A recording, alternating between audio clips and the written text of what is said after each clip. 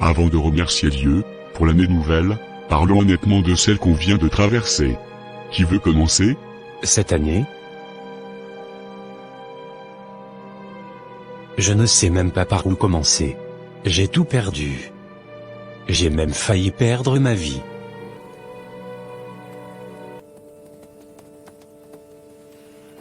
Bonjour monsieur David. Oui monsieur. Nous avons bien pris connaissance de vos dossiers. J'avoue que votre CV est impressionnant. Mais, Y a-t-il un souci? S'il vous plaît. désolé. Nous ne pouvons pas vous embaucher. Continuez de postuler. Votre tour viendra. Bonne chance. Oh.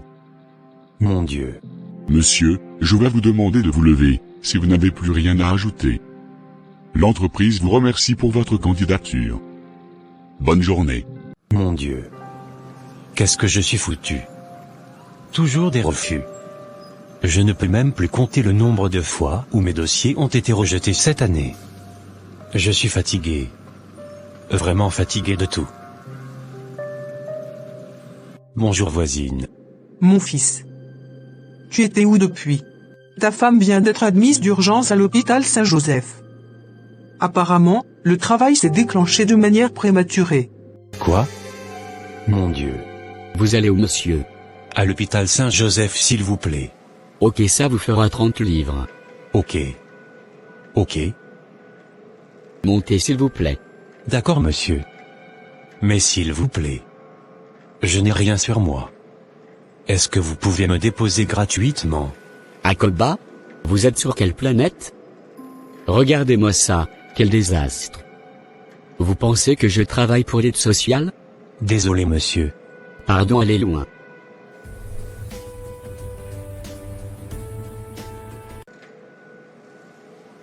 Comment va-t-elle belle-mère?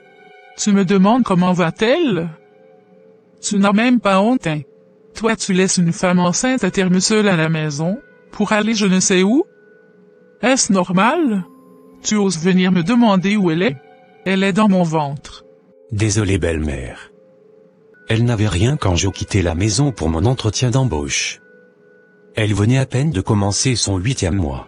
Où est-ce qu'elle est? J'espère que tout se passe bien. Gna gna gna. Un homme irresponsable comme ça. On doit procéder à une césarienne, car elle et le bébé sont épuisés. Le médecin exige le paiement immédiat des frais de prise en charge. De l'argent? Combien? Je n'ai rien sur moi actuellement belle-mère. S'il vous plaît, aidez-moi. J'espère recevoir une somme la semaine prochaine, c'est sur cet argent que je comptais pour ces soins. Aidez-moi, je vous la rembourserai dès que possible. Quoi? Tu dis quoi? Est-ce que tu t'entends parler? Je vais te donner ma fille à mettre enceinte gratuitement, et je devrais encore me charger de vos frais? J'avais pourtant interdit à cette fille d'épouser un homme pauvre et misérable. Voilà les conséquences. Vous n'avez même pas préparé le trousseau. S'il vous plaît maman. Il faut qu'on trouve rapidement une solution, au lieu de disputer. Donc c'est moi qui parle beaucoup ou bien? Ma bouche sent. N'est-ce pas? Débrouille-toi pour prendre ma fille en charge. Débrouille-toi pour prendre ma fille en charge.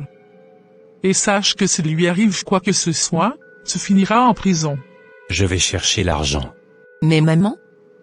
Pourquoi ne payons pas les frais nous-mêmes? N'attendons pas cet homme. Ce n'est pas évident qu'il en trouve. Grande sœur Laura est ta fille après tout. As-tu l'argent pour payer? Hein? En tout cas je n'en ai pas moi. Je ne vais pas engager mon capital commercial dans un projet dont je ne suis pas responsable. Je n'étais pas là quand il s'amourachait. Mais c'est méchant maman. C'est parce que Laura n'est pas ta fille biologique que tu réagis ainsi. Si c'était moi, est-ce que tu allais être insensible? C'est à moi tu dis ça? Va tomber enceinte d'un irresponsable paresseux, et tu verras que ton sort sera pire que celui de ta cousine. Quand on vous parle vous ne voulez pas écouter. Voilà les retombées. Si j'avais de l'argent, j'allais tout prendre en charge. Tu attends quoi pour aller chercher? Madame. Le temps est déjà avancé. Il va falloir choisir entre la mère et l'enfant. Oh! Pourquoi? Vous n'êtes pas intervenu assez rapidement pour sauver les deux. À présent, il est déjà trop tard. Même si nous pratiquons une césarienne maintenant, nous ne pourrons en sauver qu'un seul. Et nous avons besoin immédiatement de votre décision, ou de celle de l'auteur de la grossesse. Sauver la mère. Et, si possible, ligaturez-lui l'utérus afin qu'elle ne retombe plus enceinte de cet homme misérable. Maman? Quoi? Je suis vraiment désolé pour ta situation actuelle, mais malheureusement, je ne peux rien faire pour toi. De mon côté, j'ai aussi mes propres difficultés. Je t'en supplie mon frère Jonathan. Tu es le seul espoir qui me reste. J'ai déjà tout essayé, j'ai besoin de sauver ma femme. S'il te plaît. Tu veux que j'aille voler pour te donner? Ok. J'ai compris. J'espère que nous pourrons nous voir ce week-end. J'aimerais t'inviter à mon anniversaire. Ça promet d'être génial. Quoi? Désolé. Beaucoup de courage. Il vient me demander de l'argent. Suis-je responsable de lui? Suis-je l'auteur de sa grossesse? J'ai aussi mes priorités.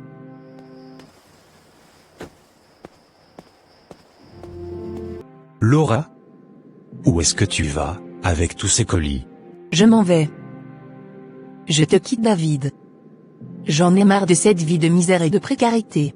Je suis trop jeune et trop belle pour vivre avec un pauvret comme toi. J'aurais dû écouter ma tante Sarah depuis le début.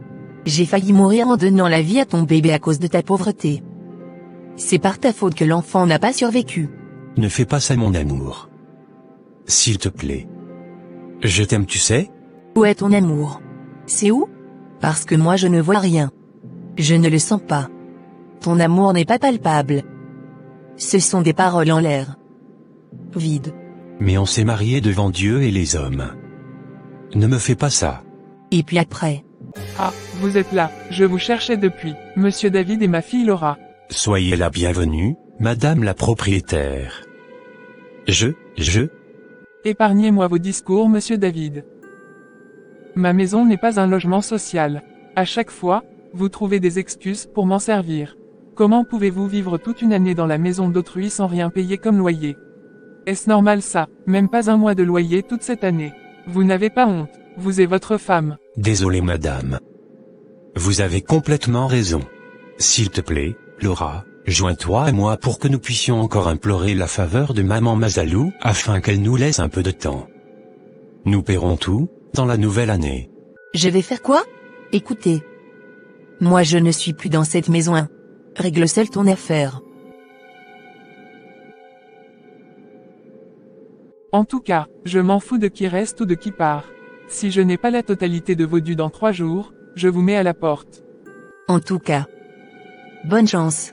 Pourquoi tout semble si compliqué pour moi dans cette vie?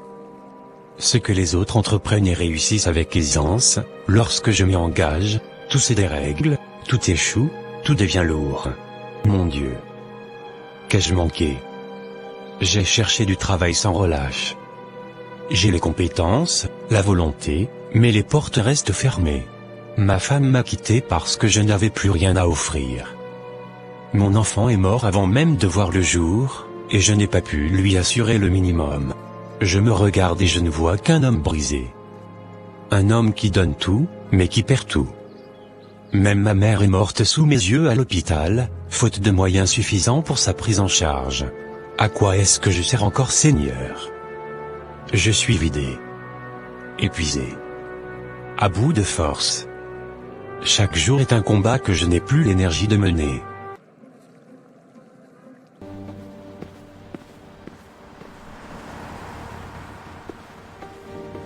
Me voici mis à la porte. Je suis sans maison, sans femme, sans enfant et sans argent. Je suis fatigué, j'en ai marre. Ça me suffit. Je ne sais pas à quoi je sers dans cette vie. Si je meurs, c'est fini. J'irai me reposer en paix. Je suis fatigué. Je préfère mourir. C'est peut-être finalement ça mon destin. Je vais m'en aller en paix. Pardonne-moi mon Dieu. J'ai beaucoup essayé du mieux que je peux. Là je n'ai plus aucune force pour continuer.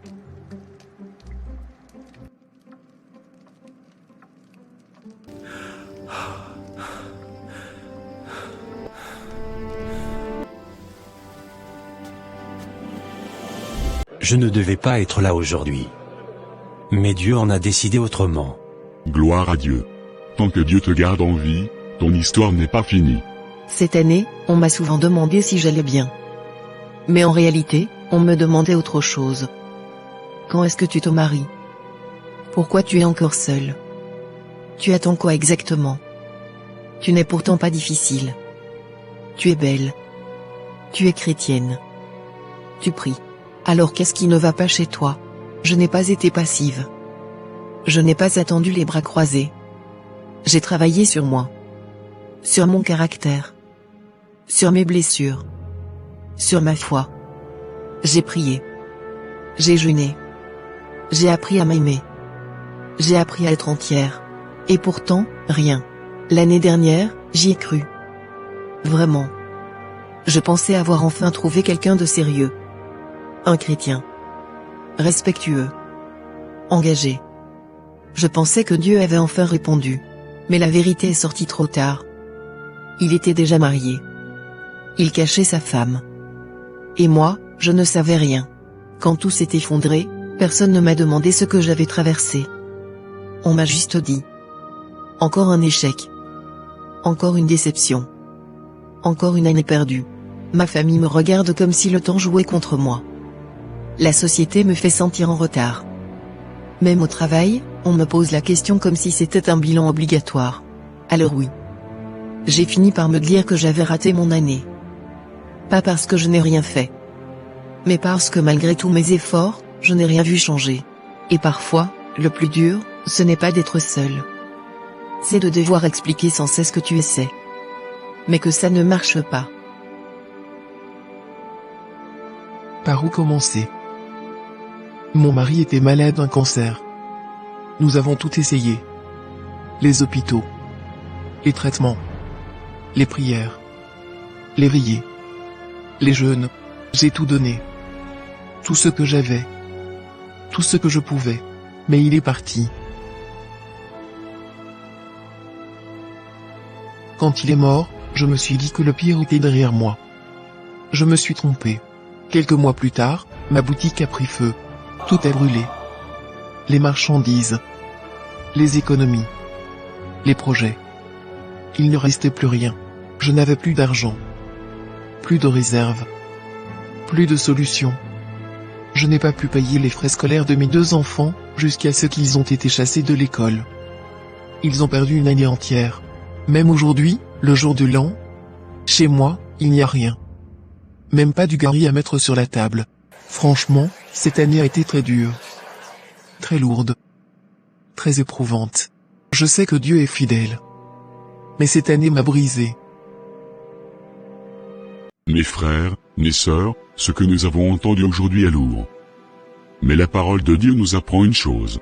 Dieu ne fuit jamais la vérité de nos larmes. La Bible dit dans le psaume 34, verset 19.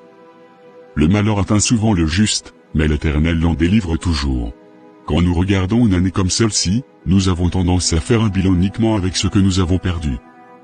Mais Dieu, lui, regarde autrement.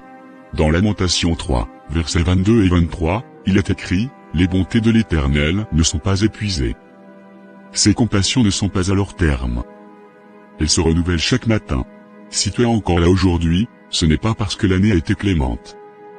C'est parce que la grâce a tenu. Certains ici ont prié pour une guérison qui n'est pas venue. D'autres ont prié pour une restauration qui a tardé. D'autres ont prié pour une porte qui ne s'est jamais ouverte. Mais écoute-moi bien. Un refus de Dieu n'est pas un abandon. Un silence de Dieu n'est pas une absence. La Bible dit dans Ésaïe 55, verset 8. Mes pensées ne sont pas vos pensées, et vos voix ne sont pas mes voix, dit l'Éternel. Il y a des années où Dieu ne construit pas devant nous, mais autour de nous. Il ferme certaines portes pour nous empêcher d'entrer là où notre âme aurait été détruite. Et parfois, la plus grande preuve de l'amour de Dieu, ce n'est pas ce qu'il nous a donné, mais ce qu'il nous a empêché de perdre. La Bible dit dans Corinthiens 10, verset 13. Dieu est fidèle, et il ne permettra pas que vous soyez tentés au-delà de vos forces. Si tu es encore debout, c'est que Dieu a mesuré l'épreuve. Et il a aussi mesuré ta capacité à survivre. Ensemble, rendons grâce à Dieu pour l'année écoulée et demandons sa bénédiction pour la nouvelle qui commence. Car la gratitude n'est pas un mensonge qu'on dit quand tout va bien. C'est une décision spirituelle, quand tout aurait pu s'arrêter. Si tu regardes cette histoire aujourd'hui, ce n'est pas un hasard. La Bible dit que Dieu parle parfois sans bruit, mais jamais sans intention. Peut-être que cette année, tu n'as pas tout compris. Peut-être que tu n'as pas tout reçu. Peut-être même que tu as perdu ce que tu pensais indispensable. Mais écoute ceci. Tu es encore là. Et tant que tu respires, Dieu n'a pas terminé avec toi. Car l'Écriture nous rappelle que ce sont les bontés de l'Éternel qui ne sont pas épuisées, et que ses compassions se renouvellent chaque matin. Cette année, tu as peut-être enterré des projets. Tu as peut-être pleuré des départs. Tu as peut-être attendu des réponses qui ne sont jamais venues. Mais Dieu a veillé sur l'essentiel. Ta vie n'a pas été retirée. Ta foi n'a pas été détruite. Ton esprit n'a pas été abandonné. La parole dit que l'homme fait des projets, mais c'est Dieu qui dirige ses pas. Alors, en ce début d'année, ne remercie pas Dieu seulement pour ce qu'il t'a donné. Remercie-le aussi pour ce qu'il ne t'a pas laissé perdre. Remercie-le pour les dangers évités, pour les chutes qui ne t'ont pas emporté, pour les nuits où tu as tenu sans savoir comment. Que l'année qui commence ne soit pas forcément facile, mais qu'elle soit couverte. Que là où tu as survécu, Dieu t'élève. Que là où tu as résisté, Dieu te restaure. Et que là où tu as douté, Dieu t'enseigne encore. Car celui qui t'a gardé hier est le même qui marchera devant toi demain. Bonne année à tous. Si cette animation a touché ton cœur, abonne-toi et aime cette vidéo et partage-la autour de toi. Considère-le comme ton offrande de gratitude pour cette nouvelle année. Et avant de partir, rends grâce à Dieu.